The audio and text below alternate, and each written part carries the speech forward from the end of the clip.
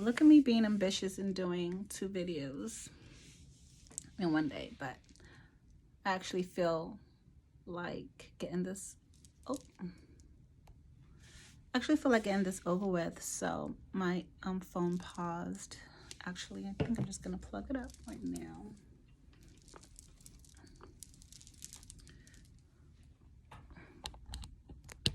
There we go. Got some juice. So I'm gonna go ahead and chat a little bit about what applying to PA school was like. So I think first thing I did was get a list of the prerequisites I needed and where to take them, how much it would cost. So expensive. And started working on that. It took me 2 years to finish all the prerequisites, and that was going every quarter semester, I think. So that was for however many semesters there are in a year. I can't even do that math. My brain is not equipped right now. And then clinical hours. I got direct patient care several ways. While I was working, I started getting direct patient care at a medical research facility as a patient care tech. And at this point, I don't know if places are similar to Georgia, but I explained to people that getting a job at a hospital was hard to get into the mafia. I don't know anything about getting into the mafia, so please, it's just a figure of speech.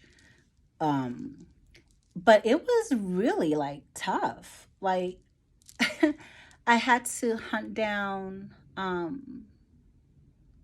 what's it called? The workshops that they had open house, and I would go to those. And I think that's how I actually got my job working at the hospital, cardiac floor patient care tech. And then I also got direct patient care hours as a therapist because I was providing therapeutic care to patients, high acuity patients, working with your treatment plans, discussing meds, and all of that. So I think I had a really good, robust background. I will say that I wish I had more clinical training, but what I did in my case was that I had relationships with nurses that I work with, and they knew I was going to PA school, so I would hop in there, show me how to do that IV, show me how to put in that Foley cath in. Why are you doing this? What are you doing? What are you assessing for? Why is it a bad thing if this happens with after she took her meds? Like what's a clinical sign? But I was definitely able to start kind of flexing and training that critical thinking muscle when it comes down to patient care, direct patient care, at least clinically. I wish I paid more attention to those EKGs because now every time I see EKGs, I'm like, what the heck am I looking at? I'm like, you worked the cardiac floor for how many years? Do better. But just not a learning curve I will be getting over. But yeah, and then working with underserved populations, volunteer. Oh, before I forget, shadowing. Did now do virtual shadowing. I know COVID definitely changed the game when it came to shadowing, but I was able to make connections and foster those relationships. The thing about networking and advocating for yourself is that's a skill you're going to use not just in PA school, not just during your interview, but for the rest of your life to land that first job, to land that ideal job. So it's good for you to start, again, exercising and working on that muscle because that's where you're going to get your recommendations from. That's who's going to advocate you for you to go to school. Now that I said recommendations letters, you need to be very strategic about who you talk to. You don't want someone who's going to look on Google and cut and paste some generic. You need someone who understands your passion and will advocate for you. You need someone who can speak to the clinical skills, speak to your character, and really sell you to these schools. So I was very strategic about who I reached out to for my recommendations. And also volunteering. Now, I know it sounds insane. The expectation is insane. But after you get into PA school, you're going to be asking yourself the same question, like, this is insane. The insanity continues until we're done with the program. So it's, you are stuck between a rock and a hard place because they expect you to make good grades on your prereqs, but then they expect you to volunteer. Then they expect you to get direct patient care hours. And it's a lot, but it's doable. And I think you just need to be more strategic and figuring out a way that works for you. So for me, I had a kid. I'm not about to be working for free for anybody. I have a mouth to feed. So I needed direct patient care hours that would pay me. And luckily, that was what I was able to find. But you really had to put yourself out there. I will recommend that applying, broadening your reach is always the best way to go. Because I applied to schools in Georgia, Florida, places around because I wanted to stay in that region. I did get an interview and did get in. The first year I applied, and the second year I applied, I got 2 interviews. I got into medics and rescinded the second interview. So it's definitely possible, but I think if you broaden your search and include further schools from where you are or where you're from, if you're able to do that, because that's a luxury not everybody can do, I think that would definitely help your chances. Just because most programs will be attracted to you because you bring something new and a different life skills and different experiences that would enrich your cohort. I hope that makes sense. I can clarify if you have any questions about anything that I've said. Personal statement. So I would do research and understand what skills the ARCPA, I hope that's the credentialing, the correct acronym, expect peer providers to have. And when you write your personal statement, embody that in what you're sharing and your story about you. Because it's not just about having a cool experience. It's like, how does your life skill and your life experience shape you to be the kind of provider they're hoping to train? Okay. I would definitely recommend analyzing yourself brutally. You need to be your own Simon Cowell. Tear yourself apart. Any dings, you take that there.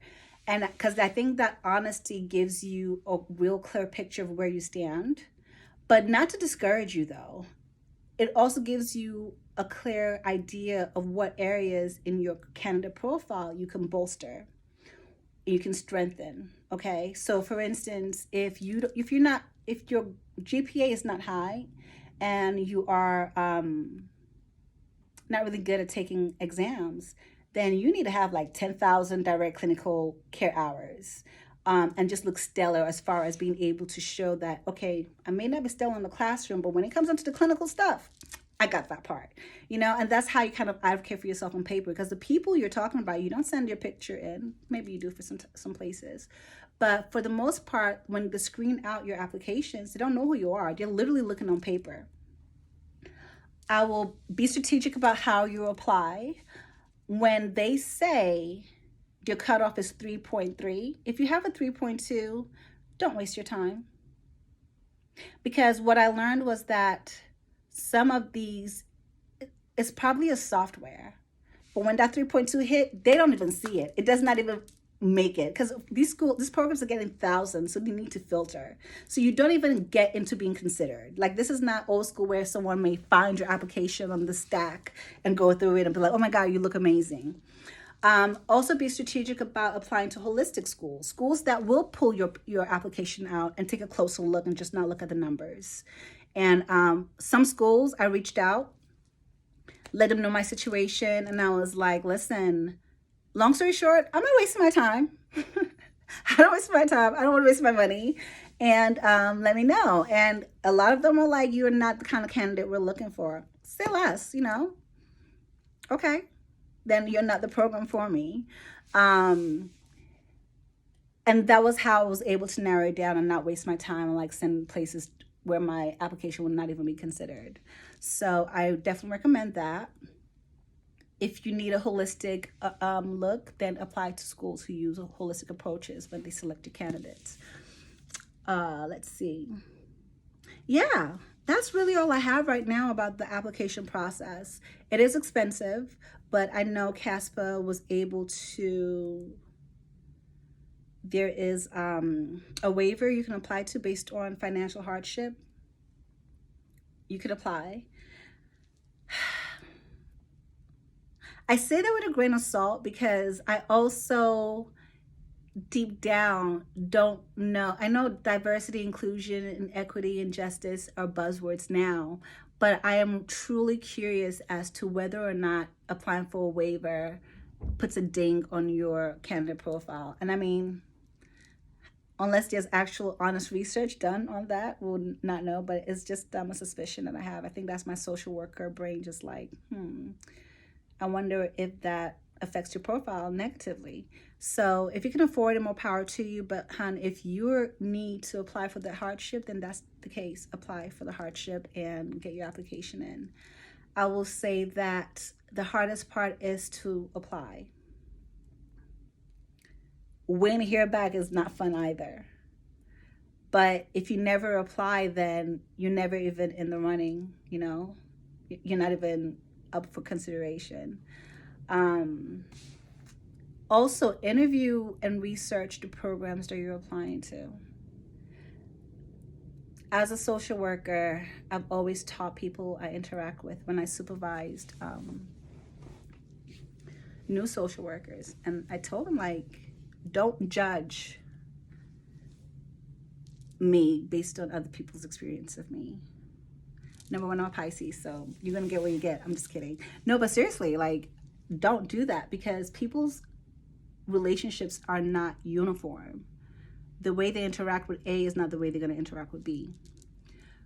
And with that, I would say be mindful of the schools you're applying to, okay? Understand what you need out of that school. Do your research. People who are having horrible experiences at a program does not necessarily mean you could go to that program and not thrive, okay? But that's what I got for now. Now I really, really need to get on it. I think I've distracted myself enough. 1:12, I said I'll start at 1:30. But that's all I have so far. The next video I will do, it's not going to be today because I'm done talking. I've hit my social quota for the day. Is going to be about the interview process and the tips I have and how that went. And then sometime next week, we'll dive into how PA school is really going. That's the fun stuff.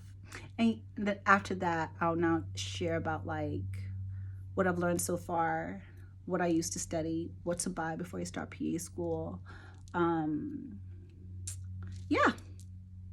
Again, if you need to reach me, you can shoot me your email in the comments section or hit me up on your 4CPA on IG. I've not posted on there in over a year, but if you hit me up on there, I'll look at it and respond and answer whatever questions you have. Well, wish me luck studying. We're doing ortho, endocrine, and rheumatology. Tongue ties. See what those accents do to me? But yeah, we're doing rheumatologic disorders. I need to say that 5 times fast. But yeah, so again, enjoy the rest of your Thursday, and I will make a video soon. Deuces.